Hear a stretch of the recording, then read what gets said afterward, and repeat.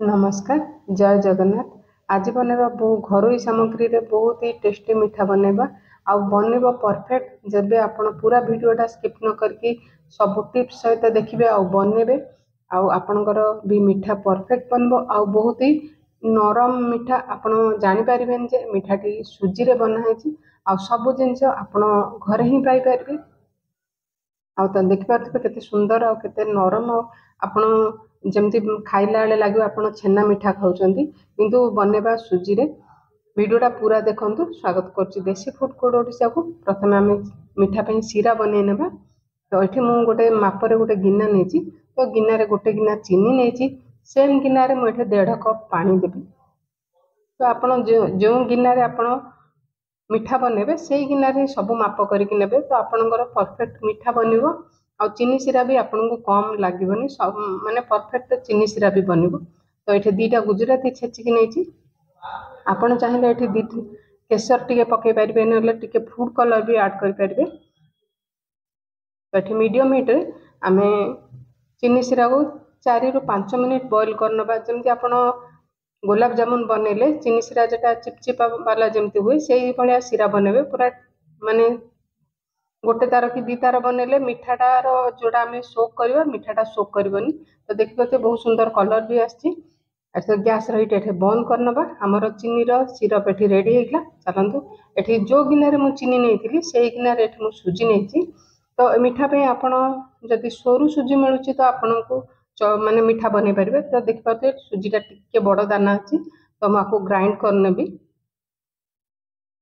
जदि आपनकर सरू सुजी थिबो आपनको ग्राइंड करिया पड़िबनी। तो आपण सब जिनस मेजरमेंट करके नेबे। तो बहुत ही सुंदर मीठा बनी के आपण रेडी होउची। तो देखि पाते मु एटा ग्राइंड कर नेछि। तो एठी पूरा टिके सोरू सुजी जोटा सोरू दाना वाला सुजी टाइप रे एठी हे गेला। तो मु एटा बनेबा पे गोटे मोटा करी आपण यूज करिवे। तो नॉन स्टिक रे कले बहुत ही बढ़िया हबो। तो एठी मु जो सुजी ग्राइंड करथले एठी ऐड कर नेली। तो एठी लो फ्लेम रे 3 रु 4 मिनिट आमे सुजी की भाजीबा। जेमति सुजी रो कंचा स्मेल पळेबो सुजी रो कलर चेंज होबनी। मोर आपण प्रथम रु शेष जांगे गैस रो हीट लो ही रखिबे। तो देखि पारथि मु एठी 3 रु 4 मिनिट एठी सुजी को भाजी नेलेनी। जदि आपण गैस रो हीट बढ़ौचंदी तो सुजी रो कलर चेंज हे जो मीठा भी भलो माने आपणकर कलर भी भलो आसीबनी आ मीठार माने बनेला आडू भांगी भांगी जीवो। तो एठी गोटे चमच से देसी घी देछि जोड़ा कि गुआ घी। तो आउ गोटे मिनिट एठी लो फ्लेम रे भाजी नबा सुजी की। टोटल एठी मु 5 मिनिट सुजी की भाजी नेछि पूरा लो फ्लेम रे।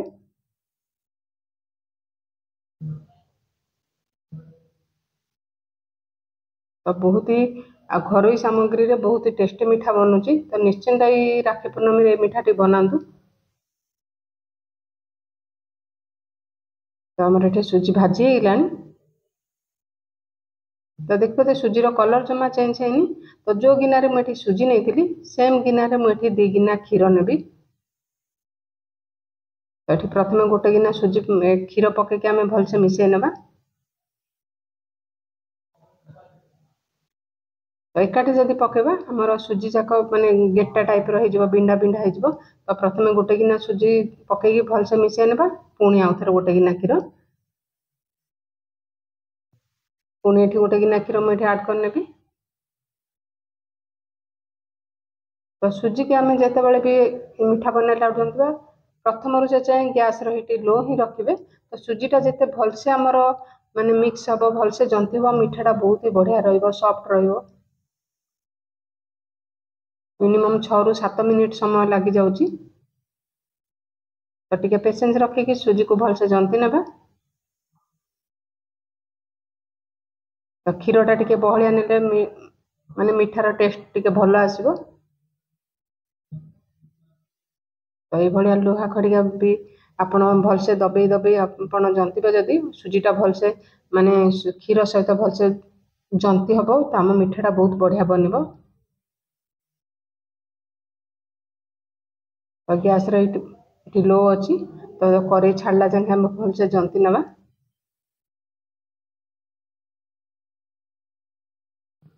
तो जमा खाइबा सोडा यूज करेंगे। जदि खाइबा सोडा आप पकाउछन्ती आपनको मिठा फाटिबार चान्सेस बहुत अधिका थाए। तो मुझे खाइबा सोडा जमा यूज करनी। आमर ये सुजी भलसे जंती होगा आम गैस रे बंद करनबा।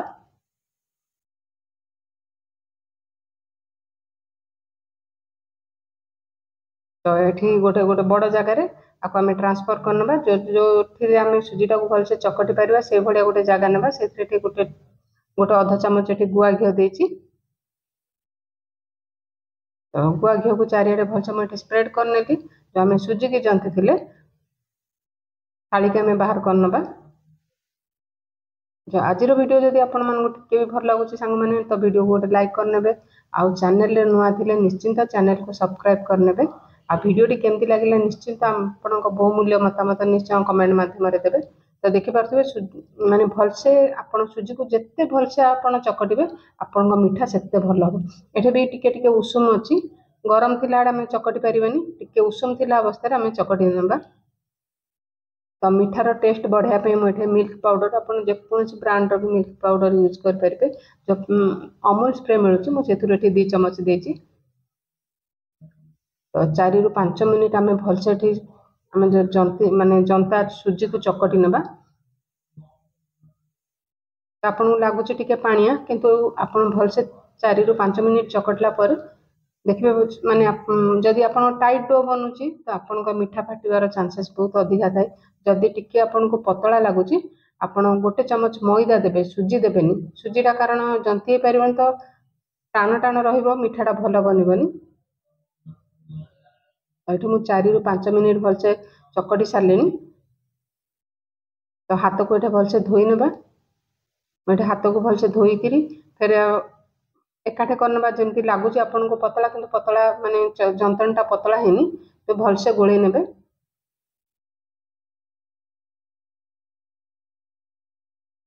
तो देखिए के सुंदर माने चकटा ढाईगला आमर। तो छोट छोट गुड़ा आपन जेकोसी सेप्र आप बनई पारे। तो जोटा कि आपन मुझे चेप्टार जो रसभरी मिठा कहते सेटा बनैबी। तो आपन एमती छोट छोट गुड़ा ने चिक्कण करेंगे गोल कला आप चकटी थे तो आपंकर फाटबनी। तो आपन चकटा जब भल न मिठा बनैला आपंकर फाटब छाणीला आड़ भी फाटब मिठा आपंकर भल बनबनी। आप ठीक से चकटे तो चकटला देखिए चारिआडे फाटुनी। तो हल्का हाथ में टिके प्रेस करने।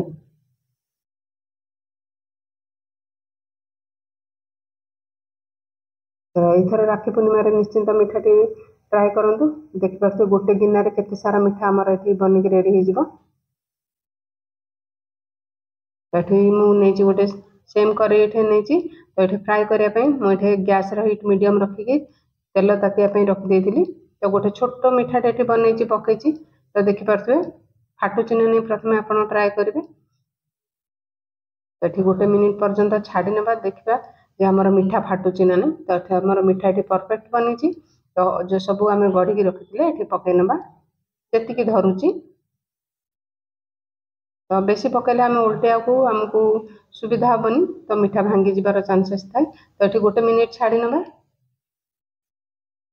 तो मझे मझे एमती हलाउे।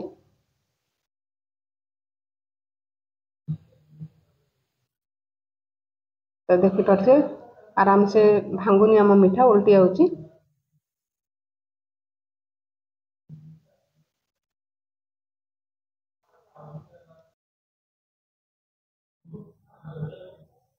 आपन चाहिए मिठार भितर पुर भी दे पारे। तो ड्राई फ्रुट्स को आपन ग्राइंड करके अमूल आउ टिके क्षीर देकी फूड कलर देकी आपन छोट छोट गुला करके भितर भी आपन गोल माने पुर देकी भी मिठाटा बनै पारे। मु आज सिंपल बनै। तो प्राय 4 ରୁ 5 मिनिट लगे। तो मु प्रोसेसटा आपको देखा। तो आप लो फ्लेम रे टिके समय लगे किंतु मिठा आपणकर परफेक्ट बनब।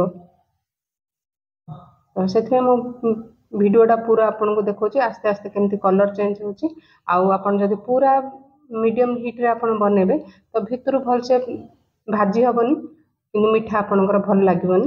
तो लो फ्लेम रे टिके पेशेंस नहीं कि आप फ्राए करेंगे एपट सेपट करके। तो आपन आउ टिके डार्क कलर चाहते आउ टिके समय आप फ्राए करेंगे। तो यही कलरटा मत भल लगा तो मुझे फ्राए कर। तो सेकेंड फेज रे मु पुणी ऐड कर नेछि।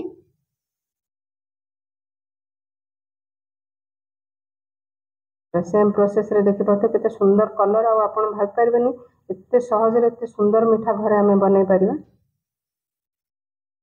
तो एठी बाहर कर नबा। तो देखि पाते चीनी सिरा गरम एठी नहीं, हाथ मारले नख उषुम अछि, पूरा ठंडा हो जाइछि। आपण गरम सिरा रे जम्मा पकेबेनी। तो जो छाणी की रखिथिले एठी पकै नबा सब मिठा को हमें। तो एठी कम जो मिठा सब देखि पाते सब मिठा को ऐड कर नेली। आ सिरा भी एठी परफेक्ट हमर माप सहित हेछि, सिरा भी कम हेनी। एठी कवर कर नबा आधा घंटा पई, बेसी समय भी आपन को लागबनी, आधा घंटा पई। आ रेसिपीटी जदि आपण मानक भल लागु सांग माने निश्चिंत वीडियो को लाइक शेयर सब्सक्राइब करिया को जमारू भूलिबेनी। एठी आधा घंटा पई म एठी कवर कर नेछि। आ देखि पारथुबे मो ऊपर पिस्ता देके एठी मो गार्निश करछि, केते सुंदर और बहुत टेस्टी मिठा बनुछि। निश्चिंत ट्राई करंतु।